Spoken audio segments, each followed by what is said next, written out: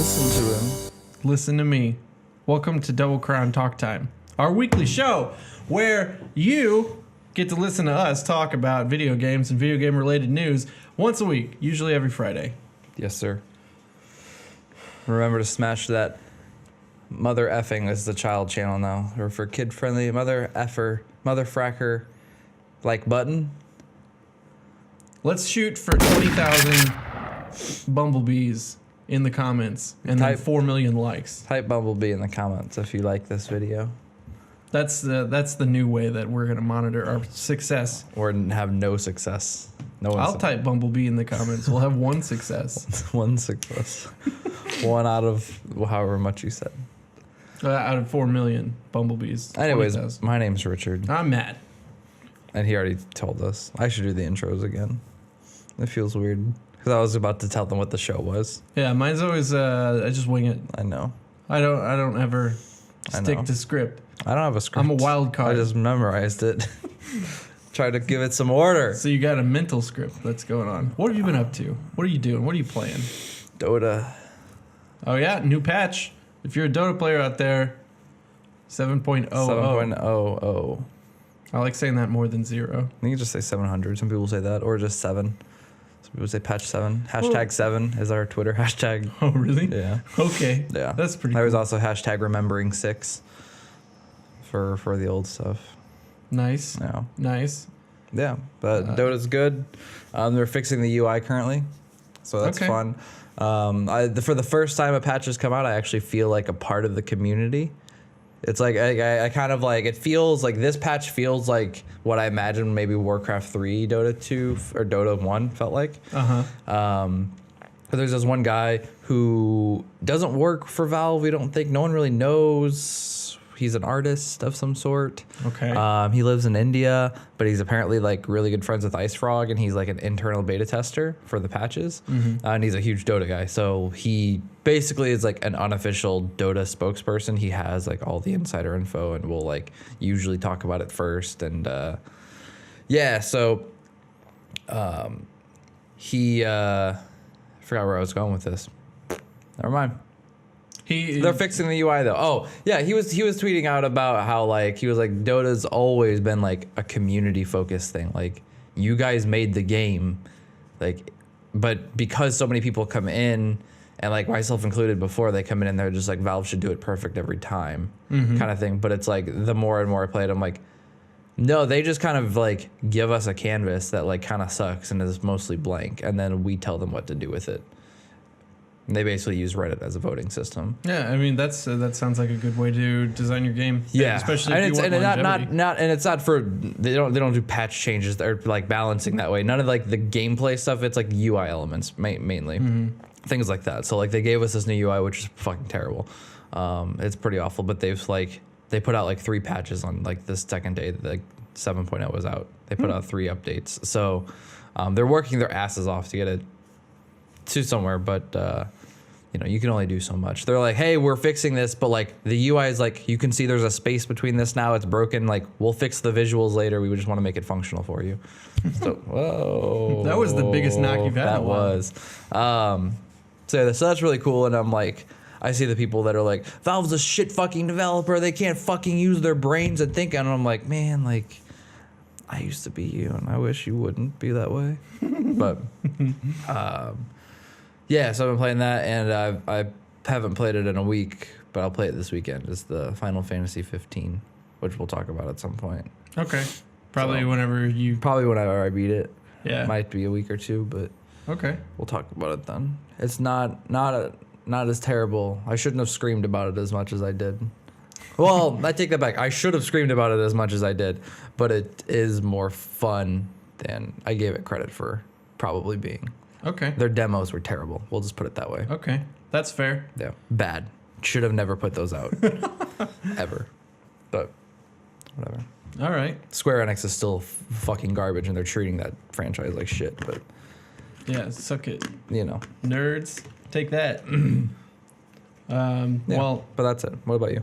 I have been playing a little bit of Titanfall here and there. As always. A little bit. Game's fantastic. It's not that good. It's fantastic. It's not that good. It's fine. It's a fine game. I got the platinum last night. I know. I was here. I was right there when you got it. You watched me do it. No, I just knew what you were doing. I was like, why does he keep watching videos on his phone with the PlayStation sound? And I'm like, he's trophy hunting. Got it. That's how I did it. Get all the collectibles. Yep. But aside from that, I've been playing Watch Dogs 2. I almost called it Watch Dogs 3. This is today's topic. Topic of the week. Because that's a game we've both played. It is. Because I sold my copy to you. Yep. Hell yeah. Or that's how we do it. You basically paid me so that it would not leave the house. Yeah. But it's yours. I'll never touch it again. I mean, you can finish it. I don't want to finish it. Oh, let's get into this. So, you sold me your copy because you were done with it. You were going to trade it in to buy Final Fantasy. Yep. Because 15. I was tired of playing it. I forced myself to play it, and I was like, I need to trade this in, just like, because like, I never traded in Deus Ex. And Deus Ex was fine at this, but it was similar. Like, it got to it, like, Watch Dogs 2 was better than Deus Ex in my opinion. I had more fun with it. But Watch Dogs or Deus Ex was only worth $5 to trade in, and because I slept on trading it in, and I'm like, I'm never gonna finish it. I just need to get rid of it and get something back for it. Yeah. That was the same situation with Watch Dogs. As soon as I saw it was still $30, I was like, fuck, that's half of what I paid for it, less a little bit more than half of what I paid for it because Gamers Club Unlocked. And I was like, I'm not gonna finish this game. Like, I may as well. You know what I mean? I don't want to play it. I'd rather play Dota. But isn't that true for most games? I guess, but I don't know. Dota's your constant. Yeah, I mean, Dota's my constant. Just like Titanfall is my current constant. Yeah. So, what made you stop playing it? It was. I'm trying to think of how to put it into words. I call it Metal Gear Solid 5 syndrome, which isn't really fair to say. Because it's like, it doesn't really explain it well, but it's the same problem I had with Metal Gear Solid 5 and why I like got frustrated with that and it wasn't fun. Is that like you spend so much time like scoping these areas out and going through them, and then if you get spotted, like you're fucked. You just have to start over. You just have to start over every time. Like you can sprint and run, but then you're like, cool, well, now there's more security guards because they're on like lockdown, and like that's fine. Like I get it because that adds some challenge, but like after a while, like it got like really, it just got so hard after a while. I'm like, if I'm not like straight up, because like you're using the stun gun, I didn't use the stun gun at all. Did you know about it? Yeah, I just didn't use it because I felt like I was like, I'm using a gun. I don't want to do it. The only thing I would stun people with are like traps. That's that's probably, I would hate that game if I didn't use the stun gun because it's got me out of so many situations. Yeah. So yeah, I did melee some people sometimes. Which I thought it was super weird that counts as a kill, but the stun gun doesn't. I know. I was like, he doesn't kill him with a yo-yo. I'm just gonna. Which is it a yo-yo? It's not. I don't know. Oh, I thought he it was. swings it around like a yo-yo. Yeah, I don't know. It's like maybe it's like something up weight on paracord. I'm not sure. Yeah, it kind of looks like a pool ball. Yeah, maybe just on a string. Yeah, I was like, I guess that makes sense because he hits everybody in the face with it. Yeah, I don't know. I don't know what the weapon is, but yeah. So I used that because there were some instances where like.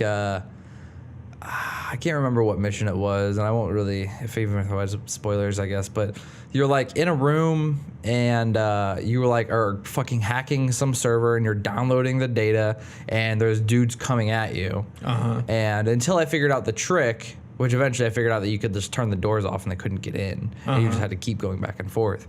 I was like, well, I have to kill them. Like they're just coming in the doors. Like I can't. Like they're just running down the halls into the room, and then I'm supposed to just hold them off until I get the data done, and then I just make a break for it. So I was doing it then. Yeah, I don't know. That's all I've got. But yeah, so that's why I got sick of it, or I did. I mean, I felt like I was maybe near the end, or getting closer to it. I was definitely in the probably early third act, maybe early to middle third act. Yeah. So yeah, I mean that was the problem I had with it though. Is I was like, I don't fucking care anymore. Like I can't. Like I can't spend 2 hours and get 2 missions done anymore. You know what I mean? That's fair. So that's fair. I'm at a point right now where like, if I can stay out of the area and just use my robots, then I'll do that. I did that too. Which well, for the most part works, but there are some of them you have to run in, and I'm like, okay, cool. And usually I'll like run in and I'll try and just like tap L1 or whatever the fuck it is, and like make their cell phone ring and just walk right past them. And I'm like, that's weird that they didn't see me, but okay. It's like, oh, I got a text, I gotta ignore everything. Exactly. But yeah, I don't know. And for me, I've come to the conclusion that I just can't play those games. The Grand Theft Auto open world games. Mm-hmm. Or it's just a map full of markers. Yeah, can't do it. Which, well, Final Fantasy's that way, but it's different because there's levels and progression. Like there's so it's the RPG elements. There's real RPG. That's the thing that's, spoiler alert, the good thing about Final Fantasy, good RPG systems. Okay. Yeah. So that even if I'm just like, I'll go do this quest, it's like, oh, cool, I got some gold so I can buy some items later on because I'm sure I'll find something cooler. And it's like, I need to go hunt this certain animal in this area so that I can get this thing to upgrade this weapon. And there's cool things that way. That game doesn't have that. It has the side quests, but it's there's the side quests and then the little nodes. That's the only upgrade tree that there is. Yeah, and most of them are kind of dumb. I don't want to hunt the upgrade. Yeah, I don't want to hunt the nodes because it's not fun like Infamous. Yeah. Where you could just scale buildings and make it real fun and jump and got, this one you've got to powers.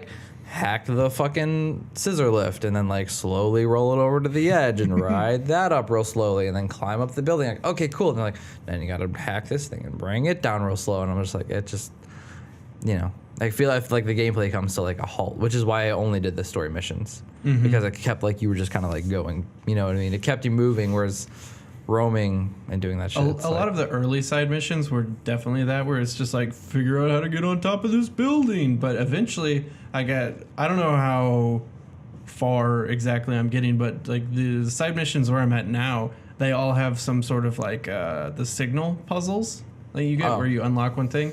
So it actually is kind of okay, instead of just figuring out how to physically get on top of the buildings, you have to figure out how to send your robots through different places, which is kind of neat. But that leads to one of my major points. The game starts fucking terribly. The pacing at the beginning is really dumb. The difficulty, there's a huge spike right at the beginning, and then it gets super easy for a while until it catches up. What part at the beginning? It's the part before you get or can afford the quadcopter. It's the first or second mission. I didn't buy the quadcopter until the FBI started chasing. I didn't have it for a long time. Yeah. I didn't know. I thought they would just give it to me. Yeah. It's the first mission you have the little robot with you, where you have to go in. It's a really fucking small mission where you just go into one of the red areas and hack something out of a container or free someone. But I had so much trouble with it because the stun gun takes a really long time to reload in the beginning. It doesn't last a long time. And they don't really explain how to use your tools effectively, which is fine. But I'm trying to remember the mission. If it's the second mission, I think that's the one everyone just kills everyone in. Because it could be it. I that's what I had to do. I had to resort to shooting people. So I think the point of it, I think the point of that mission is to make you shoot people. It's to make you try the guns out basically because it's so early in the game. That was my kind of understanding of it. Is they basically set it up so that you had to use the guns, and if you basically at that point you got to make the choice of if you wanted to or not use them. You know what I mean? Because in the first mission, you only have the stun gun. Yeah. So that one you have to sneak through. The second one is basically set up so you have to kill people. You get to choose which one you want to do. That's how I looked at it, so it didn't really bother me too much. But that's probably why I perceived it as a huge difficulty spike because it's just I think it's designed to basically require you to kill them. But because we've talked about it, the guns don't make any fucking sense in the game for the characters' motivations to kill Yeah, they're in every cutscene. There's no one wants to harm anyone. Yeah, they're just we're just hackers. Let's do everything non-confrontationally. Yeah, and then you send Marcus out in the world, and he's with a 3D printed assault rifle. Yeah. And you're just fuck all you guys. Exactly. I don't give a shit. Yeah, my name is Marcus. So if we had rubber bullets and it just knocked him out, dope. Yeah, I could see that. Barely dope, but dope. But yeah. So yeah, that's why I think it was like that. But I see your point. The really the only thing that kept me interested in through this, because this is about the time, like around that, like those first few missions where you were like, I'm gonna trade it in. Yeah. And I was like, I kind of want to see where this goes, and then I ended up buying it off of you because, like, the characters, like they're really cool. really enjoyable. Yeah. They're really likable characters. They're good people. And like just like the atmosphere of everything it's really on the nose and like kind of like massive satire in a non-ridiculous way, but it's still ridiculous, but not as ridiculous as like Grand Theft Auto satire is. It's more based in realism, which I really appreciated. I mean, I think it's like the realistic aspects of like actual people that are in San Francisco that like everyone knows are like, it's like kind of funny. Like, you know what I mean? Because it's like so like it's like everything's so amplified there that especially if especially if you do live there, because you're like, oh my God, this is like this happens. Yeah. And then here we're like, oh my God, this probably happens. So I think it's like a really good setting for the game, and you know, because of that, you have so much to play with, and like it lends itself to that kind of attitude, I guess, or you know, which is nice. From everything that I've heard, like I've talked to a few people that have played Watch Dogs 1 versus this one, and like it's completely different. Like the first one, super gritty, took itself way too seriously, and just resulted in a mediocre game. Whereas I feel like this one, the direction they took, saved the franchise, in my opinion. Like people may stop playing it. I hate the online stuff so much. It's so annoying. Which is so funny because like everyone reviewed it without the online stuff, and it got like critical praise, and then the online came out and people were like, don't do it. Some people like it. Some people like it with like friends. Like the co-op, I think that would be fantastic. I ran into a random person that just like jumped on my motorcycle and we just drove around, and I did the thing where you raise the ball arts and shoot into the air. Yeah. The dude just like shot his gun off. It's like, this is really fun. But there's times where like people will just randomly show up in your game just to fuck with you. And it's like, I'm in the middle of a mission. Like, can you just go away and not kill me? That's why I turned all that off. Yep, same. Because someone like showed up. The time I didn't even toy with it. Like they were like, it's out, and I was like, cool. How do I turn it off? Okay, it's in the menu. Awesome. Went in, turned all of it off. I didn't even like let people on my friends list join my game. I was like, nope. Yep. Stay out of my world. So. But it's just very like pacing breaky. Like Grand Theft Auto 5 did it in a way where like, okay, this is completely separate than the campaign. Yeah. So that you can play the campaign. You make your own avatar for online. So like open world games by themselves, I don't think necessarily need to have an online portion to it unless it's an additional thing to whatever. Exactly. Because it just makes the world fall apart for me. Yeah. What else you got in your notes? What do you think? Well, we already talked about the difficulty. I ramped it down a little bit because I got put it on easy. Yeah. Oh, okay. Because I got tired of getting shot 3 times and dying. Yeah. I was like, okay. I don't. Because one of the very first things I did, I accidentally tried to join a co-op mission that was like one of the like super high tier ones. Everyone had body armor and there were dogs everywhere. Nice. And I was just like, I just got taken advantage of over and over. It's like, okay, I'm done with this. Yeah.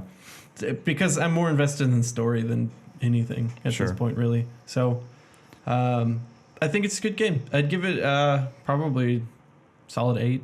Solid 8. Yeah. Which on my Metal Gear Solid 8. on my scale, an 8 is a buy it. You won't regret it. Anything higher, like masterpiece level. Okay.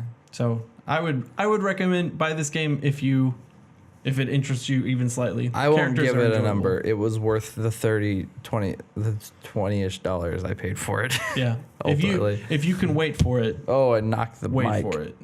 Wait for it. Oh, definitely wait for it. If you're watching this video and you haven't played it, you can wait for it. Yeah. It'll probably be $40 soon, if not cheaper. Yeah. Wait for that sale. It's not selling very well. No games are selling very well anymore. Buy Titanfall 2 first. Don't do that. Download Dota. Yeah, it's free. And there's a new patch, so nobody knows how to play the game. Except for me, undefeated. I realized last night, I was talking to Pete about this just as an aside. I'm sorry you have to listen to this. Every single time there's a new patch, I go undefeated for like 10 games. Because this happened last time. I don't know if you remember me bragging about being... I was like, this feels like I've said this before. And Pete's like, I remember this. You bragged about how long you went undefeated all the time. I was like, okay. So what you do is you play 10 games every patch. Yeah, and then I'm undefeated. Because I guess I think it's probably because the people that I play with have a much lower understanding of the game than I do.